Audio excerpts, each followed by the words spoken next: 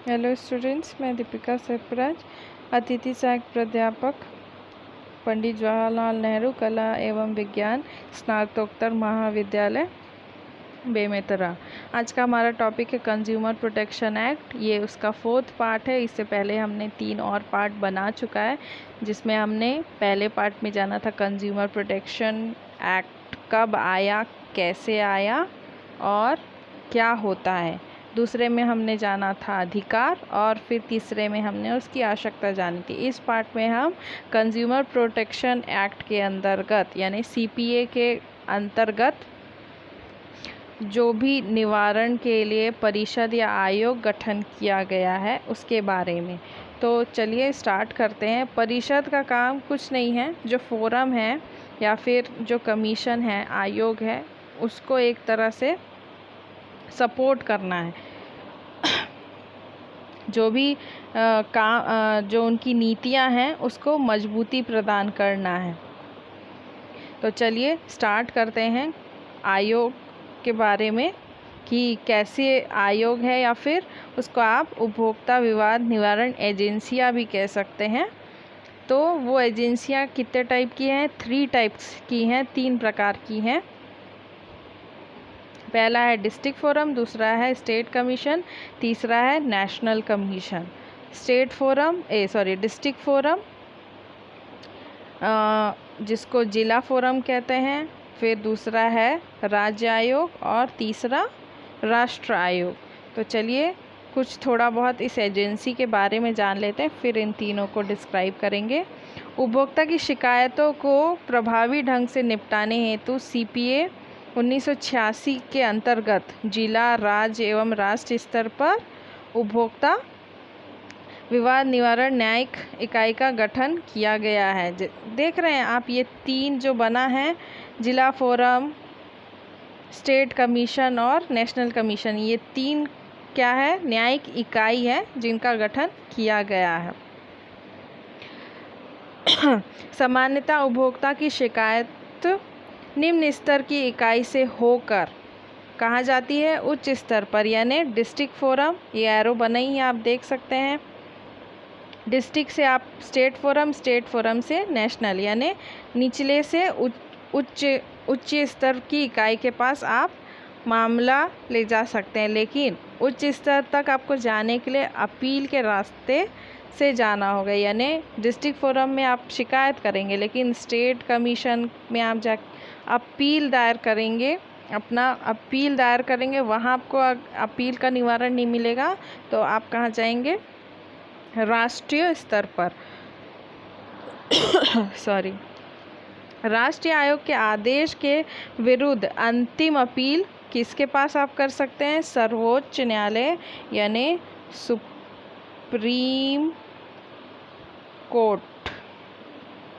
आखिरी ऑप्शन है supreme court, क्योंकि नेशनल कमीशन के पास भी आपको, राष्ट्रीय आयोग के पास भी आपको, अगर आपकी अपील का निवारण नहीं मिला तो आखिरी जो भी निर्णय होगा वो सुप्रीम कोर्ट का होगा, यानी सर्वोच्च न्यायालय इस मामले के संबंध में जो भी निर्णय देंगे वो दोनों पक्षों को या सभी पक्षों को बाध्यकारी होगा। उसमें आप बंधे हैं, आपको वो मानना ही होगा। इन न्यायिक इकाइयों में सुनवाई CPA के अंतर्गत होता है, यानी कंज्यूमर प्रोटेक्शन एक्ट में जो नियम हैं उनके अनुरूप ही होता है, जो सामान्यतः न्यायिक सिद्धांत के समान ही होता है। ये एजेंसी शिकायतों की सुनवाई जल्द से जल्द करती है। ऐसे मामलों की सुनवाई 5 महीने के भीतर करनी होती है। इस प्रकार ये एजेंसी आम उपभोक्ताओं को कम खर्चे में तुरंत न्याय दिलाने का काम करती है। तो अब हम जानेंगे डिस्ट्रिक्ट फोरम। भाई हमने जान लिया इनका काम क्या है तीनों का। अब सबसे पहले डिस्ट्रिक्ट फोरम, क्योंकि हम निचले से उच्च स्तर पर जाएंगे, तो उससे पहले हमको क्या है, इसमें होता क्या है, इसका काम क्या है, ये जानना है। तो जिला उपभोक्ता विवाद निवारण फोरम, जिसको हम क्या बोलते हैं? जिला फोरम देख सकते हैं आप। उपभोक्ता विवाद निवारण एजेंसी के पदानुक्रमांक में सबसे नीचे की एजेंसी होती, सबसे लोअर स्टेज में होती है ये एजेंसी, जिसकी स्थापना शिकायतों का न्यायिक निपटारा करने हेतु किया गया, जहां मुआवजा की राशि कितनी होती है? 20 लाख। 20 लाख से कम की होती है, 20 लाख से अधिक की नहीं हो सकती है। इस फोरम में एक अध्यक्ष तथा 2 अन्य सदस्य होते हैं। अध्यक्ष पद पर वही व्यक्ति नियुक्त हो सकता है जो वर्तमान में या पूर्व में जिला न्यायाधीश रह चुका है या फिर जिला न्यायाधीश बनने योग्य है। उसकी नियुक्ति राज्य सरकार करती है, मतलब जो भी अध्यक्ष होंगे उनकी नियुक्ति राज्य सरकार द्वारा होगी। और जो 2 अन्य सदस्य हैं उनके लिए भी आपको जानना ज़रूरी है भाई, वो 2 सदस्य कैसे हो सकते हैं। उनकी योग्यता होती है कम से कम 35 वर्ष होना चाहिए और उनका क्या होना चाहिए? किसी भी मान्यता प्राप्त विश्वविद्यालय से स्नातक की डिग्री उनके पास होनी चाहिए। और फिर योग्य या फिर कैसे होने चाहिए? सत्यनिष्ठा और प्रतिष्ठा वाले व्यक्ति होने चाहिए। और उन्हें अर्थशास्त्र, विधि, वाणिज्य, लेखकर्म, उद्योग या फिर लोक कार्य या फिर प्रशासन का पर्याप्त ज्ञान होना चाहिए। उनसे संबंधित कार्य करने के लिए उनके पास कम से कम 10 वर्ष का अनुभव भी होना चाहिए। और उस जो 2 अन्य सदस्य हैं उसमें एक फीमेल भी होना चाहिए, फीमेल भी होना चाहिए। ये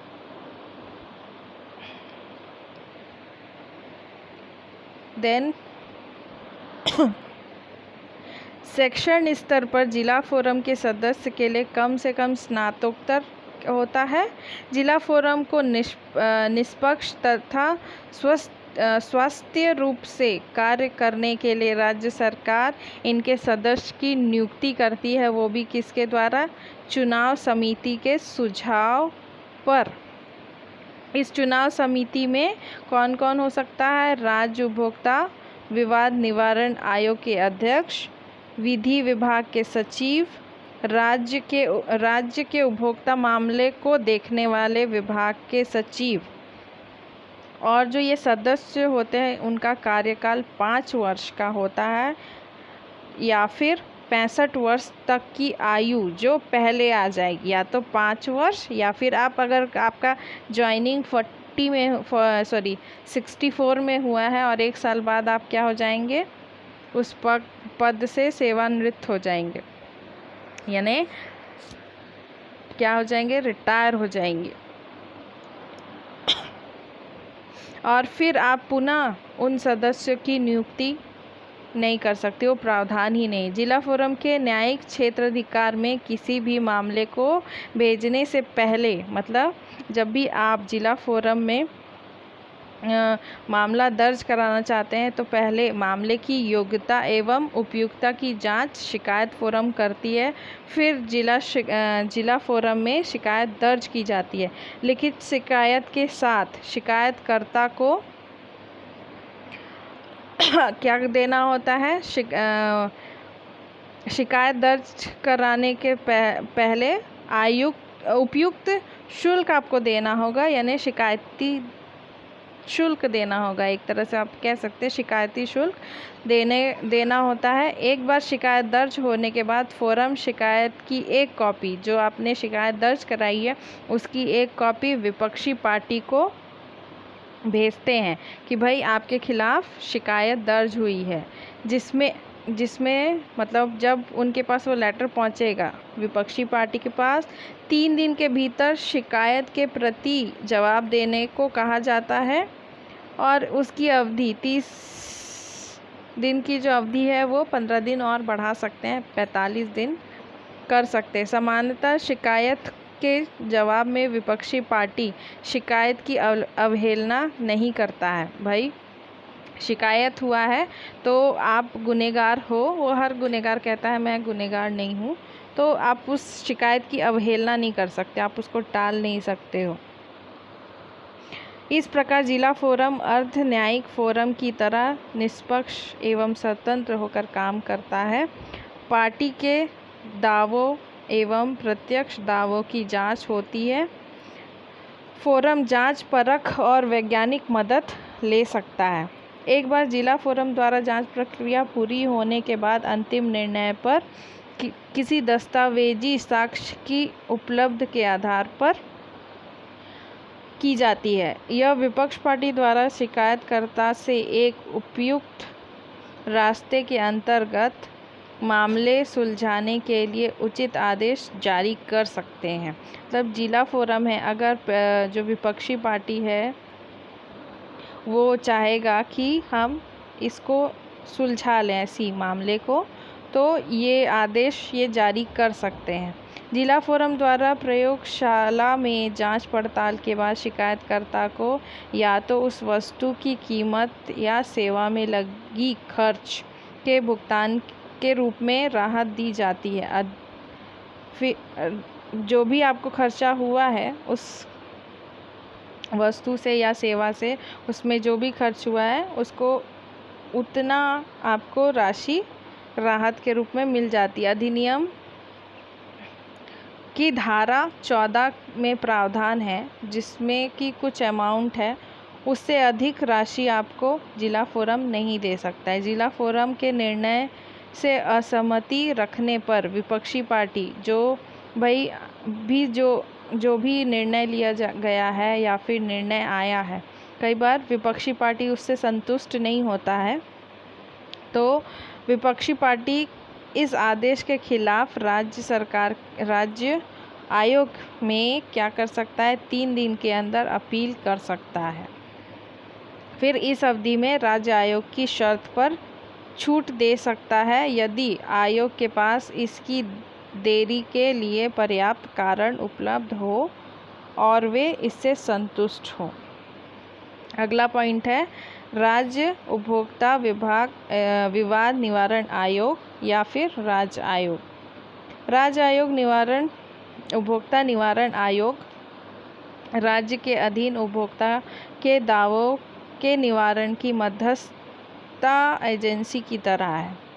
मतलब जो भी हो रहा है उपभोक्ता के बीच, उसके निवारण के लिए वो क्या एक मिडिल मैन की तरह काम करता है। इसके अंतर्गत एक अध्यक्ष और 2 सदस्य होते हैं। अध्यक्ष पद पर वही नियुक्त होगा जो उच्च न्यायालय के जज, यानी आप जानते हैं स्टेट में क्या होता है, हाई कोर्ट।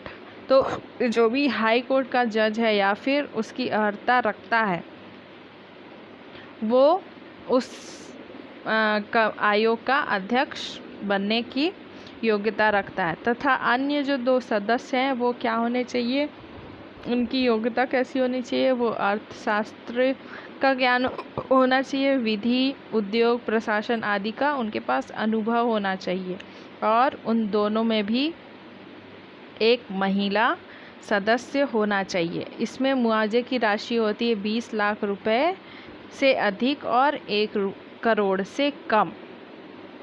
वर्तमान में राज्य आयोग में उच्च न्यायालय के सेवानिवृत्त जज की नियुक्ति हो सकती है, यानी जो रिटायर्ड हो चुके जज हैं उनकी नियुक्ति की जा सकती है। इस आयोग का न्यायिक क्षेत्र मूलतः 3 प्रकार के हैं, वास्तविक, अपीलीय तथा निरीक्षणीय। वास्तविक न्यायिक क्षेत्र के अंतर्गत आयोग उन शिकायतों की सुनवाई कर सकता है जिसमें वस्तु या सेवाओं का मूल्य एवं मुआवजे की राशि 20 लाख से लेकर 1 करोड़ की राशि तक हो। क्लियर? जब 20 लाख और 1 करोड़ उसके बीच में आपका जो मुआवजे का राशि है होना चाहिए। फिर अपीलीय न्यायिक क्षेत्र अधिकार के अंतर्गत राज्य आयोग जिला फोरम के आदेशों के खिलाफ अपील की सुनवाई कर सकता है। अपील यानी अगर जो भी जिला फोरम में कंप्लेन हुआ है उसमें जो विपक्षी पार्टी है वो उस निर्णय से संतुष्ट नहीं है जो निर्णय आया है, तो वो अपील कर सकता है कहाँ, राज्य आयोग के पास, तो उसके खिलाफ सुनवाई करते हैं ये। फिर निरीक्षणीय न्यायिक क्षेत्र अधिकार के अंतर्गत आयोग उन सभी निर्णयों की रिपोर्ट को मंगा सकता है जो उपभोक्ता विवाद के मामले में राज्य के जिला फोरम द्वारा तैयार की गई है। इसमें निर्णय लेना है, निर्णय की रिपोर्ट को मंगाता है, मतलब जो ऑलरेडी निर्णय लिया जा चुका है उससे कई लोग संतुष्ट नहीं हैं, तो उस निर्णय को दोबारा रीड करते हैं जो जिला फोरम में, उसके बाद फिर उसका निवारण करते हैं। आयोग द्वारा इस शक्ति का इस्तेमाल तब ज़रूरी होता है जब आयोग पाता है कि जिला फोरम ने अपने अधिकार क्षेत्र का अतिक्रमण किया है, यानी जो उनका क्षेत्र अधिकार था उसको नहीं माने हैं, या किसी न्यायिक निर्णय पर पहुंचने में वह असफल रहे, या फिर कुछ जो निर्णय था उसमें उन लोग सही निर्णय नहीं दे पाए, तब ये निर्णायक अधिकार यूज़ किया जाता है या क्षेत्र अधिकार यूज़ किया जाता है। यह गैर कानूनी ढंग से काम किया है या किसी के द्वारा इसमें अनियमितता बरती गई है, यानी जिला फोरम में कहीं ना कहीं क्या हुआ है, लोग घूसखोरी का काम किए हैं। इसके अलावा राज्य आयोग किसी शिकायत के आधार पर या खुद किसी भी स्तर पर लंबित दावे को राज्य के अंदर जिला फोरम के से दूसरे जिला फोरम के न्यायिक के हित की रक्षा हेतु भेज सकता है। उल्लेखनीय शिकायती निपटारे का काम राज्य आयोग करती है। जो उल्लेखनीय शिकायत है उसका कामकाज कौन देखता है? राज्य आयोग भी जिला फोरम की ही तरह करती है।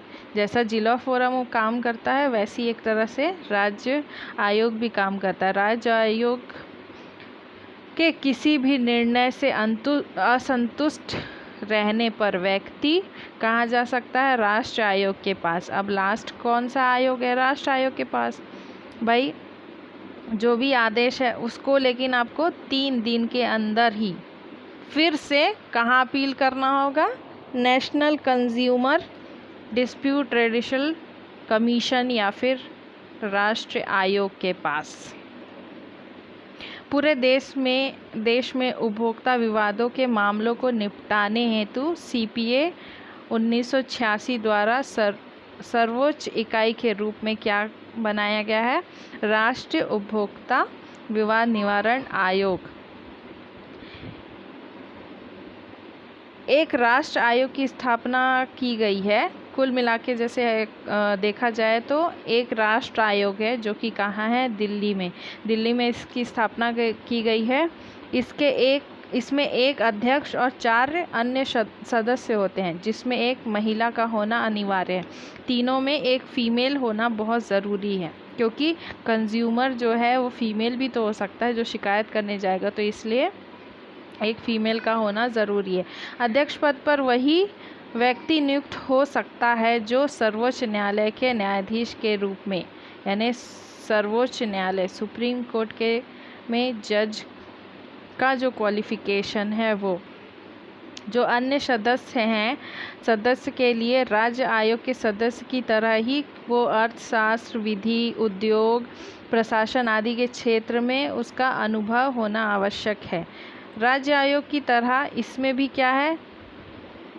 3 अधिकार क्षेत्र हैं: वास्तविक, अपीलिक और निरीक्षणीय। वास्तविक अधिकार क्षेत्र के अंतर्गत राष्ट्र आयोग उन्हीं मामलों की सुनवाई कर सकता है जिनमें वस्तु या फिर सेवा का मूल्य एवं मुआवजे की राशि 1 करोड़ रुपए से अधिक हो। भाई अब क्या हुआ?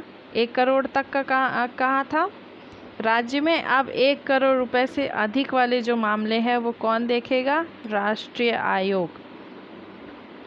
अपीली अधिकार के अंतर्गत किसी भी राज्य आयोग के निर्देश के खिलाफ अपील की सुनवाई कौन करेगा? राष्ट्रीय आयोग कर सकता है। भाई जिसको संतुष्टि नहीं मिली कहाँ? स्टेट कमीशन में, वो आया है कहाँ? नेशनल कमीशन में। तो भाई अब नेशनल कमीशन में उसको है कि वहाँ से उसको हो सकता है उसका निवारण मिल जाए, इसीलिए वो क्या किया है? यहाँ पे अपील किया है। निरीक्षणीय अधिकार के अंतर्गत राष्ट्रीय आयोग किसी भी रिकॉर्ड की मांग कर सकता है। यानी जैसा कि हमने स्टेट कमीशन में जाना था, वहाँ से वो क्या करते हैं, राज्य डिस्ट्रिक्ट फोरम से वो कुछ जो रिकॉर्ड